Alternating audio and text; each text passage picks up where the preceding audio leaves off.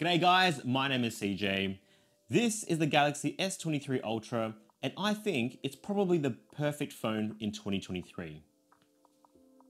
Or is it? Let's take a look.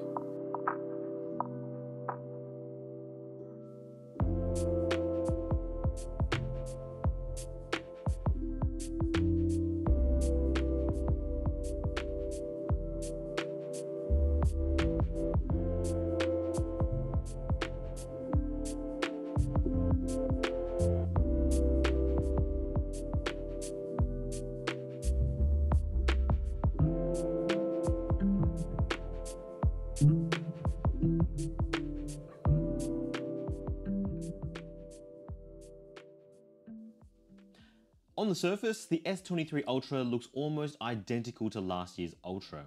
It shares almost the exact same external design, because why not? I think it was one of the best looking phones last year. If it ain't broke, don't fix it. So externally, on the sides, you've still got shiny aluminium rails, though you'll notice the edges are a little bit more squared off now, which I think makes it slightly boxier in design, but also a little bit more comfortable in the hand. The more rounded sides in the past models did seem to cut into the hand a little bit more, and I think it's a little bit better this year. It's still a giant phone though, so if you're not a fan of huge phones, then automatically look elsewhere, because this is still a chubber. The aluminium rails, as I mentioned, are reasonably solid. This is even on days where I choose not to use a case. Though if you were, check out those ones from Casetify. They're solid and they've got amazing artistic designs that'll really help you stand out. But if you're not into that, then there's always the option of no protection too. And sometimes that's not a bad idea because the rear is still a nice frosted glass which looks really nice. But it also means it's still quite slippery, so be careful with that. But the range of colors are pretty muted on whole, though I do love this green color this year. It's a slightly less saturated, more pastel type of color, and I think it fits really well with any day-to-day outfit in my opinion, even if you're also wearing green like I am today.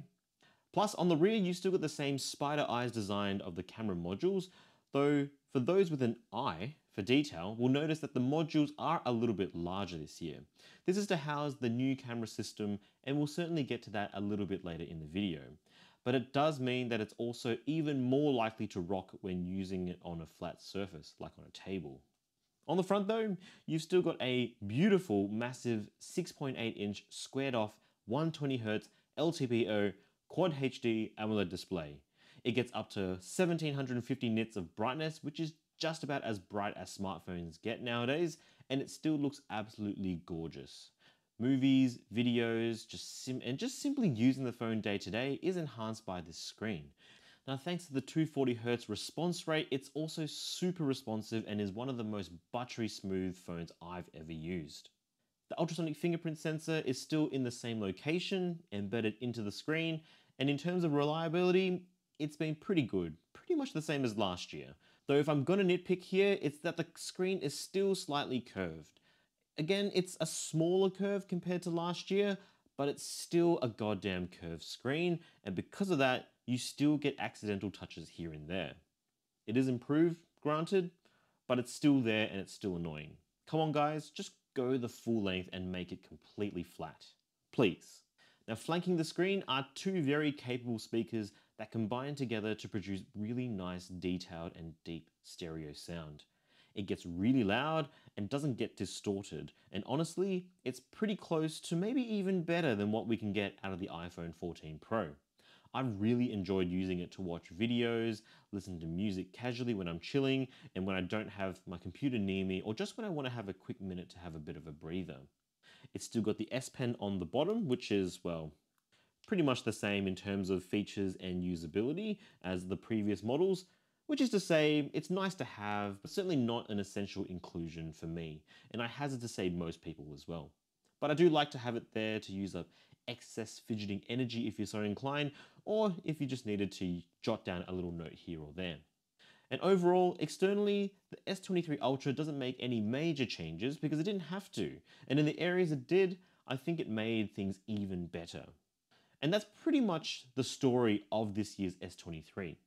Now the main parts that Samsung has changed with this series is more internal than external. And that's a great thing, because whilst last year's phone was again one of the best all-round phones with amazing performance and in basically all of the categories that mattered, it was still held back again and again from a time-old trend of having bang average battery life.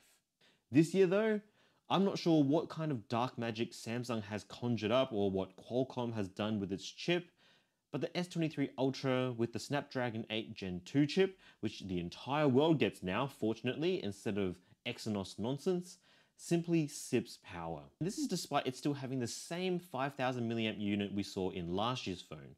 Whereas it wasn't unusual to get around 5 to 6 hours of screen on time with the S22 Ultra, the S23 Ultra here, I've been getting reliably over 7 to even 8 hours of screen on time on occasion.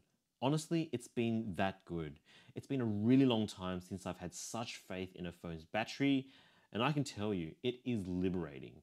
It's so nice to be able to unplug the phone first thing in the morning and use it as much as I want to in a typical day and not even have to think about battery life at all. Not a single time. I regularly get to the end of a day with over 30 to 40% of battery life remaining, and this is without implementing any new behaviors to save power. I can only imagine with longer use as the phone learns my habits that battery life could get even better. And for me, the S23 Ultra has addressed really the only downside of last year's model, and that's incredible. As mentioned before, this is probably due to the new Gen 2 chip, and of course 8 to 12 gigs of RAM in which we see this phone, which still has effectively the same level of performance as last year, but with better battery life. And so long story short, in terms of performance, this phone flies. There's really nothing you can throw at it that will slow it down. I've had hours of photo editing, photo taking, video recording, gaming, browsing, you name it. The S23 absolutely smashes it out of the park, and One UI does a great job at leveraging this performance to provide an experience that's so smooth, it's almost, dare I say it, iPhone-like in fluidity. The biggest compliment I can make for a phone like this is that the software experience just gets out of the way. I don't even think about it because it's just so smooth and seamless. But a review won't be complete without talking about its cameras, of which the Ultra has 4. So let's break it down. It's got a 12 megapixel ultrawide with a stabilized f2.2 aperture, autofocusing lens, which can also double up as a macro. It's got a 10 megapixel f2.4 stabilized 3 times optical zoom, a 10 megapixel f4.9 stabilized 10 times space zoom, and of course, the headline grabbing 200 megapixel f1.7 stabilized standard wide lens. Now, unsurprisingly, the cameras are top performers because, come on, it's the best Samsung has to offer, and across the board, thanks to computational photography, pretty much all flagship phones nowadays are going to be pretty damn good at taking photos, regardless of the lighting situation. So we'll first start with the other lenses that are similar to last year's model. The ultrawide is a great reliable shooter, and the autofocusing means photos come out detailed, sharp, and accurate. I love using it to take dramatic landscapes and architectural shots. I mean, it's still a little soft in low light, but that's not unsurprising given the smaller aperture, and the phone's night mode still more than makes up for it in really challenging situations. The telephoto lenses are still really fun to use. The 3 times zoom is a great general purpose lens. It's great for architectural photography and portrait photography, and the f2.4 aperture also means it gets a decent amount of background compression and separation with natural bokeh as well, which is quite nice. And if the bokeh is not buttery enough for you, then portrait mode has you covered, and Samsung still has to be up there with the most surprising performance when it comes to edge detection. Honestly, for me, it's actually one of the best out there, even getting accurate shots with fine details in small strands of hair. And of course, you've got the 10 times space zoom, which is surprisingly useful. I found myself not only using it to see things far away like boarding times on the screen whilst eating lunch at the airport, but I also found myself using it to take various street photos as well. The quality of shots is more than usable at the native 10 times zoom, and you definitely get way sharper and detailed shots than compared to a phone that digitally zooms in at the same focal length. Now, of course, the usability of the pictures it makes does fall apart the more you zoom in, for example, 30 to 50 to 100 times, but it does make for a useful telescope. And if you really needed to flex on your mates, then the 100 times zoom into the moon is still here. And real or not, with the controversies that we see on YouTube at the moment, chances are, unless they've also got a Samsung Ultra, they won't be able to take these kind of photos. Of course, you can use the 100 times zoom to zoom in on other objects, but at that stage, they're probably closer to modern art paintings than real world photography. In other words, they're just a bit of a blurry mess. But the flagship feature here is the huge 200 megapixel sensor in the main lens.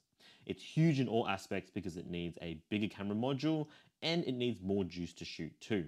And you can really tell this when you take a full res 200 megapixel shot for the first time.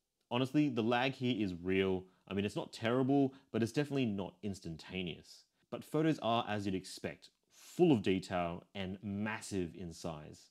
Honestly, I reckon most people aren't even going to turn this setting on, and most will probably shoot as it is out of the box with 12 megapixel option instead, binning down all that information into a condensed 12 megapixel photo.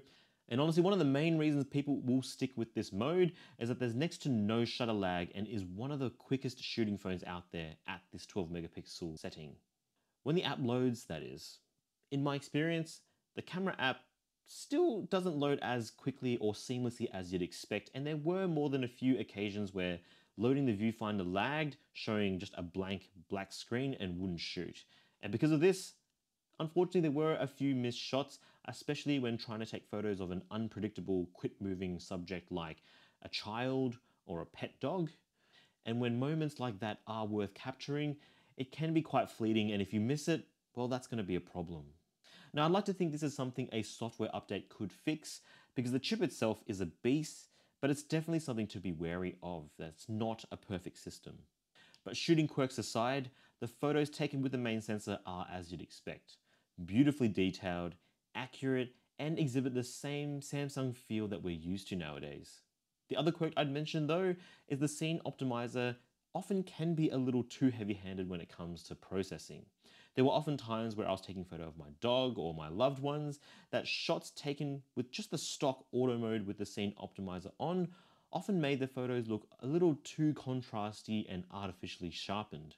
When you switch it over to the 200 megapixel mode where scene optimizer isn't used, there were quite a few occasions that I actually preferred the look of those photos instead. And that shouldn't come as a surprise because there's no added algorithm to optimize the photo. But photos taken with the 200 megapixel mode with scene optimizer disabled, those photos often look more natural and to my eye more pleasing as well. The differences are subtle, but they made a big difference. Now, of course, much of this is going to be down to personal preference, but since making this discovery, I've kept the setting disabled and I really enjoy the photos coming out of it. Good light, low light, it didn't really matter what the scene was like. The S23 Ultra is an excellent and reliable shooter and absolutely can be relied upon. And this includes the selfie camera, which again, huzzah, is an autofocusing lens. The module is actually a newer sensor too, at 12 megapixels compared to the previous 10 megapixel shooter. Long story short, selfies have never looked so sharp, and I love how reliable it is. It's certainly one of the best. And speaking of the best, for the longest time, iPhones have been the best video shooters out there as well. They've been consistently the most reliable when it comes to picture quality, stabilization, and audio as a whole package. But this year, this is probably the closest any Android phone has come to matching what Apple can do. As expected, the S23 Ultra can shoot all the way up to 8K 30 frames per second, though the auto modes seem to be only locked to 30 and 60 frames per second, and you can only access 24 frames per second through the Pro Video mode, which is kind of weird. On top of that, with the unique way the S23 works, you need to commit yourself to a focal length before you hit the record button if you want to record a specific focal length shot natively. For example, if you wanted to start wide with the standard lens and then zoom in, the equivalent 3 times zoom if you zoomed in whilst recording is actually a digital zoom. So if you wanted the best quality, you'd have to stop recording, hit the zoom button, and then hit record again without the ability to seamlessly transition between lenses. But that's a bit of a shame because the different focal lengths available to this phone make it really useful. I was at a show during the Adelaide Fringe and I was seated right at the back during this performance, but thanks to the S23's awesome telephoto lens, I was able to capture footage zoomed in with more detail than any other phone on the market right now. It was almost like I was right up against these performers' faces, and to top it off, the lighting was terrible too. And despite that, the footage didn't actually look that bad, which is awesome. But long story short, aside from an inability to natively switch zooms on the fly, the S23 Ultra's video quality is for me definitely one of the best, if not already the best among all Android phones out right now, the Pixel included. It gives the iPhone 14 Pro a real run for its money, which is something never really been said about an Android phone before comparing to an iPhone. And that's just the story of the S23 Ultra. Honestly, the way I see it, it's a phone with almost no weaknesses. All the previous foibles and quirks that let the S22 Ultra and similar phones down are rectified here. It's got amazing battery life. It flies. It's got the best screen in the world. It looks cool, and its cameras aren't lacking either. It's honestly as close to perfect as we can get. The only criticism is, well, surprise, surprise, its price. It starts at 1,949 Australian dollars for the base 256 gig model in Australia, and it can go all the way up to $2,649. This is uncomfortable territory.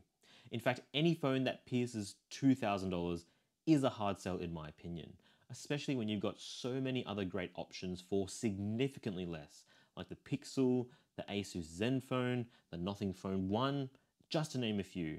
For the budget conscious, you're probably not going to buy this phone, but if you're in the market for a top line, top tier flagship device that will probably last you up to 5 years or more, thanks to Samsung's rich reputation nowadays for software support, then the S23 Ultra really is the perfect phone. Not only for you, but it is the perfect phone full stop. But what do you guys think of the S23 Ultra? Is it worth the money or is it too expensive? Let me know in the comments section below. Thanks for watching, guys. Again, if you enjoyed what you saw, give us a like, subscribe for more, and of course, ding the bell icon so you don't miss out.